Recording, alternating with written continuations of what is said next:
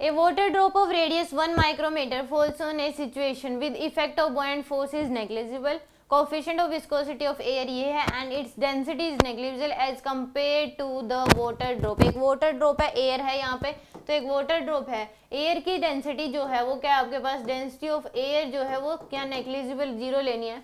तो यहाँ पे terminal density negligible compare to water, water की दर के 10 की पावर 6 ग्राम पर मीटर क्यूब है.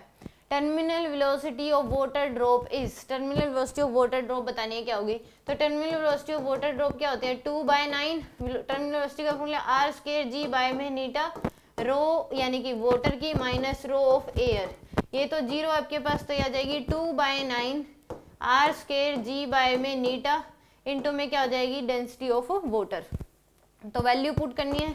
तो यहाँ से आपके पास टर्मिनल वेलोसिटी की 2/9 आर की वैल्यू 1 माइक्रोमीटर दे रखी है, तो 1 इंटू 10 की पावर -6 का स्क्वायर इंटू में जी की वैल्यू 10 है डिवाइड बाय नीटा की वैल्यू जो है वो हमें दे रखी है 1.8 इंटू 10 की पावर -5 इंटू में डेंसिटी ऑफ वाटर 10 की पावर 3 kg पर मीटर क्यूब हो जाएगी.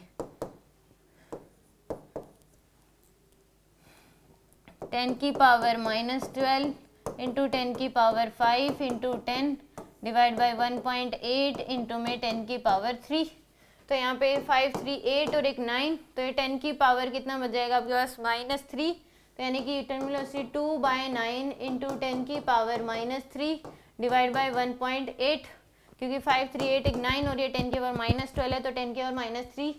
तो यहाँ से 20/18 इंटू 9 इंटू 10 की पावर -3, तो यह आ जाएगा 9, यह आ जाएगा 10, तो यानी कि 10 की पावर -2 डिवाइड बाय में 81 यह आएगा आपके पास.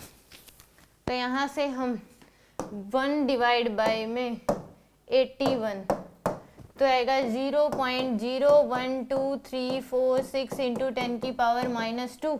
तो यानी कि यहाँ से आंसर आ जाएगा हमारे पास 123.4 इंटू 10 की पावर -6. तो यानी कि डी ऑप्शन क्या होगा इसका करेक्ट होगा.